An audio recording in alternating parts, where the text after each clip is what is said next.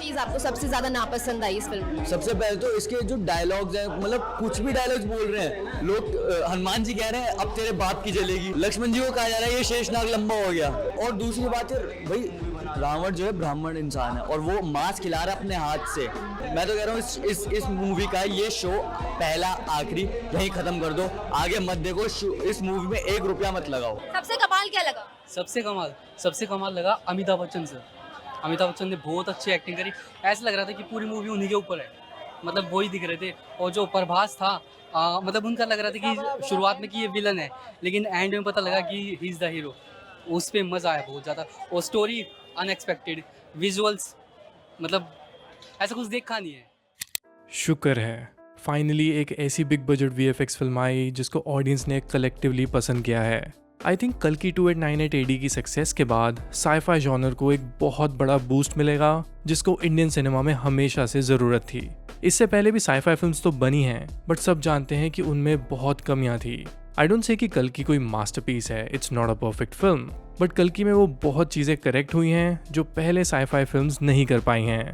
May be शायद आगे आने वाली फिल्म्स कल्कि से भी बेटर हों, बट कल्कि has left a strong impression और ऑडियंस को भी रियलाइज हो गया है कि हम साई-फाई फिल्म्स बना सकते हैं। शायद इसीलिए कल्कि को देखते वक्त ये फिल्म बहुत डिफरेंट फील होती है। Let me explain you how. What is Project K?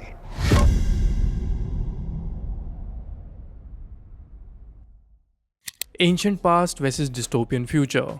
कल्कि की कहानी शुरू होती है एंशिएंट पास्ट से, जहाँ पर हम महाभारत होते हुए देखते हैं। हम देखते हैं कि कैसे महाभारत की वॉर में पांडव्स कौरवों को हरा देते हैं और लॉर्ड कृष्णा एक नए वर्ल्ड की शुरुआत करते हैं जहाँ पे कुछ भी ईवल नहीं है। मगर इसके साथ साथ वो अश्वत्थामा को एक कर्स देते हैं कि जैसे जैसे दुनिया आगे बढ़ेगी बुराई फिर से वापस आएगी और उसे तब तक जिंदा रहना होगा।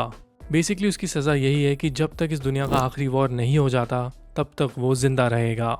इसी थीम पे पूरी फिल्म की शुरुआत होती है। इस वॉर के बाद फिल्म में एक मोन्टाज आता है जो 6000 सालों की हिस्ट्री को आपको दिखाता है। हम उस मोन्टाज में हिटलर का एरा देखते हैं, न्यूक्लियर वॉर्स का एरा देखते हैं और कैसे दुनिया ने अपने आप को डिस्ट्रॉय कर दिया, हमें सब पता चलता है। ये शायद पहली बार हुआ होगा कि किसी भी इंडियन फिल्म ने इतने बड़े टाइम पीरियड को एक साथ दिखाया है। 6000 सालों को 10 मिनट में दिखाना, वो भी इतनी इफेक्टिवली, ग्रेट जॉब। ये पूरा ही मोन्टाज ना कहीं पूरी फिल्म की फिलॉसफी दिखाता है, पास्ट का एंशिएंट वर्ल्ड और फ्यूचर का डिस्टोपियन वर्ल्ड। नाग अश्विन फिल्म के थ्रू ये दिखाना चाह रहे थे कि जो गलतियां हमने पास्ट में की हैं उनका भुगतान हमें फ्यूचर में करना पड़ेगा और बहुत बुरा भुगतान करना पड़ेगा। शायद पूरी दुनिया ही खत्म हो जाएगी और फिल्म में आपको यही चीज़ दिखाई जाती है।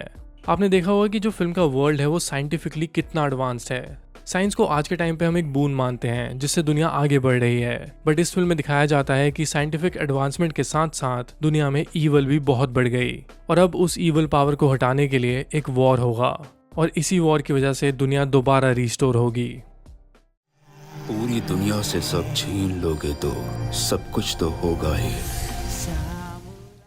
अब मैं बात करना चाहूँगा basically what other films did wrong. मैं उन फिल्म्स की बात करना चाहूँगा जो बिग बजट होती हैं और एक अलग वर्ल्ड दिखाने की कोशिश करती हैं वीएफएक्स के थ्रू। रिसेंटली इस जॉनर में मैंने कई फिल्म्स देखी। मैं उन फिल्म्स की बात करना चाहूँगा जो बजट में बहुत हाई होती हैं, उनमें वीएफएक्स बहुत ज़्यादा होता है और उनकी जो कोर स्टोरी लाइन है वो हमारे एंशिएंट हिस्ट्री से और हमारी माइथोलॉजी से इंस्पायर्ड होती है। रिसेंटली मैंने इस जॉनर में कई फिल्म्स देखी हैं, बट किसी का इम्पैक्ट इतना नहीं था जितना कल्कि का था। क्योंकि अगर आप आदि पुरुष को भी देखोगे ना तो वहां पर सिर्फ वीएफएक्स प्रॉब्लम नहीं थे, बल्कि डायरेक्टर का विजन भी काफी वीक था। ओम रॉथ ने रामायण को एज इट इज दिखाने की कोशिश की बिना किसी सिनेमैटिक वैल्यू ऐड करे, पर प्रॉब्लम ये थी कि जो रामायण का वर्ल्ड था वो फिल्म में ओरिजिनली फील नहीं होता था और ना ही कुछ फैंटेसीज ऐसा लगता था। आदि पुरुष रामायण की सबसे खराब रिप्रेजेंटेशन थी। मुझे तो आज भी थोड़ा क्रिंज सा फील होता है जब मैं वो हनुमान जी के वो डायलॉग सुनता हूँ। It literally makes me feel कि ऐसी फिल्म क्यों बनाई। बट एनीवे, चलो आदि पुरुष तो ब्लंडर थी ही, but when we even talk about some good films like Ravan, तो वहाँ भी हमारे ग्रंथों से और हमारी एंशिएंट हिस्ट्री से कुछ थीम्स ली गई थी, बेसिकली गुड और ईवल की। बट फिल्म सिर्फ गुड और ईवल के बीच में ही फंसी रह जाती है। सो दैट इज वाई जो रावण की स्पिरिचुअल फिलॉसफी है वो मेरे लिए तो बुरी तरह फेल हो जाती है। उस फिल्म की स्टोरी में कोई लेयर्स ही नहीं थे जैसे कल्कि में है। इसके अलावा अगर हम साई-फाई फिल्म्स की बात कर ही रहे हैं तो ब्रह्मास्त्र को कैसे भूल सकते हैं। मेरे ओपिनियन में एक बहुत ही सुपीरियर साई-फाई फिल्म थी इंडियन स्टैंडर्ड से, बट उधर भी एक प्रॉब्लम थी। फिल्म की जो कहानी है वहाँ हमें अस्त्रों के बारे में पता चलता है, हम देखते हैं कि मॉडर्न डे में अस्त्र अभी खतरे में हैं और अब शिवा को इस दुनिया का कहीं ना कहीं सुपर हीरो बनना पड़ेगा।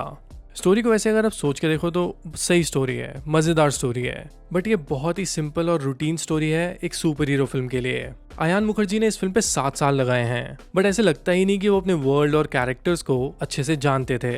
For example, Mouni Roy film में विलन का रोल प्ले करती हैं। उनके पास सारी पावर्स हैं दूसरे वर्ल्ड्स में कम्युनिकेट करने की, बट फिर भी उन्हें एक ट्रक में बैठ के नागार्जुन के कैरेक्टर को पकड़ना पड़ता है। That's very strange. मैंने इस लूपहोल को भारद्वाज रंगन जी के रिव्यू में पढ़ा था। ये एक नेशनल अवार्ड विनिंग क्रिटिक हैं। This Mauni Roy character, she's supposed to be this powerful person. She does all kinds of powerful things, and she's able to travel to some interstellar region where she's talking to Dev and all that kind of stuff. And yet, when she's coming to Nagarjuna, she's in an effing lorry. What's happening there? I mean, like why does she need something as like ridiculously mundane as a lorry to reach some place? Can't she just fly there, or is there some force field blocking Nagarjuna's thing that only Indian made lorries can enter? देखो, इन comparisons के through मैं बताना चाहता हूँ कि previous films में हमसे क्या गलतियाँ हुई हैं और कल्कि में बेसिकली क्या चीज़ें सही हुई हैं। नाग अश्विन बहुत ही क्लियर थे अपने विजन को लेकर। मुझे फिल्म देखकर पता चल गया था कि वो इस वर्ल्ड को बहुत अच्छे से जानते हैं, इसीलिए उन्होंने महाभारत से भी वही पार्ट लिया है जिसको सिनेमैटिकली वो अडेप्ट कर पाएं। कितने फिल्म मेकर्स होते हैं जो महाभारत और रामायण से इतना इंटिमिडेट हो जाते हैं कि वो अपनी फिल्म ही रूइन कर देते हैं, वो कुछ उसके साथ क्रिएटिव कर ही नहीं पाते। मगर नाग अश्विन ने सिनेमैटिकली बहुत अच्छे से महाभारत को यूज किया है। फॉर एग्जाम्पल, उन्होंने इस फिल्म की कहानी को बताने के लिए 2 ऐसे कैरेक्टर्स चूज किए हैं जो काफी फ्लॉड हैं और मॉरली ग्रे कैरेक्टर्स हैं।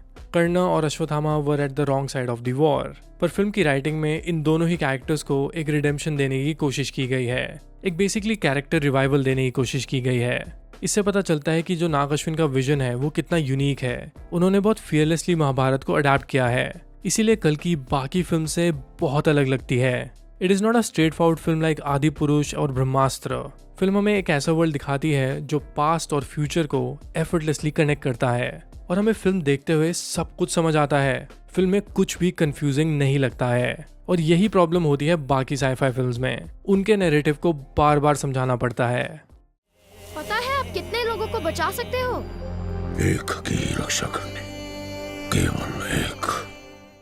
अब मैं बात करना चाहूँगा फिल्म के VFX की और कैसे स्मार्टली उसको इस फिल्म की स्टोरी टेलिंग में यूज़ किया जाता है। फिल्म की जो बेसिकली फिलॉसफी है, उसकी जो स्टोरी है, वो हमें फिल्म के VFX और उसके एक्शन सीन्स में भी दिखाई देती है। फिल्म का आपने क्लाइमैक्स देखा होगा, वो एंडिंग वाली फाइट जहाँ पे अश्वत्थामा और भैरव लड़ रहे होते हैं सुमेति को बचाने के लिए, बट उसी लड़ाई के बीच इंटरकट करके महाभारत के सीन्स दिखाए जाते हैं और हमें पता चलता है कि भैरवा कर्ण का इनकारनेशन है।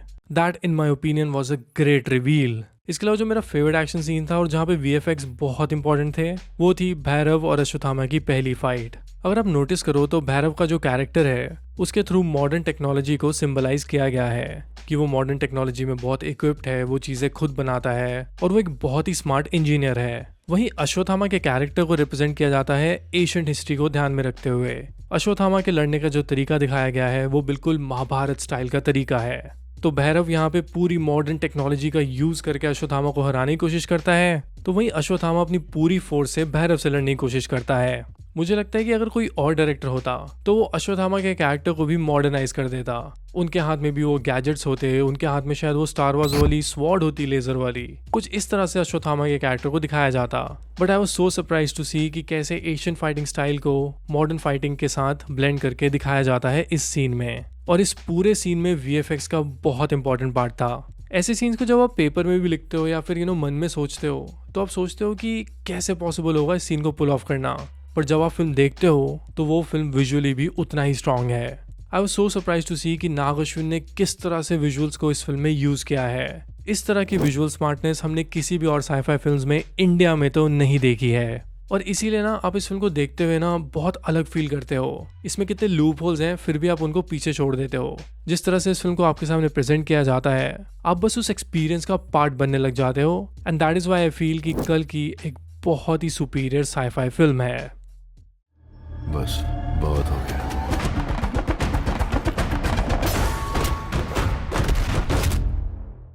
ऑलराइट देन, वीडियो ख़त्म करते हैं। ये तो था मेरा ओपिनियन कि क्यों कल्कि 2898 AD बहुत अलग लगती है बाकी फिल्म से। इस फिल्म ने वो क्या चीज़ें सही की जो बाकी फिल्म्स नहीं कर पाई। आई होप आपको मेरा वीडियो ऐसे अच्छा लगा हो, एंड प्लीज़ कमेंट करके ज़रूर बताना कि आपको ये फिल्म कैसी लगी और आपको इसकी फिलॉसफी में क्या समझ आया। मैं सभी के कमेंट्स पढ़ता हूँ, so do drop your comments. इसके अलावा if you connect with my opinion you can also follow me on Instagram, Twitter and letterbox @vishalan_cinema। यहाँ पे भी मैं सिनेमा के रिलेटेड चीज़ें पोस्ट करता रहता हूँ, so if you like it you can follow me there as well. Alright then, I see you soon with a new video.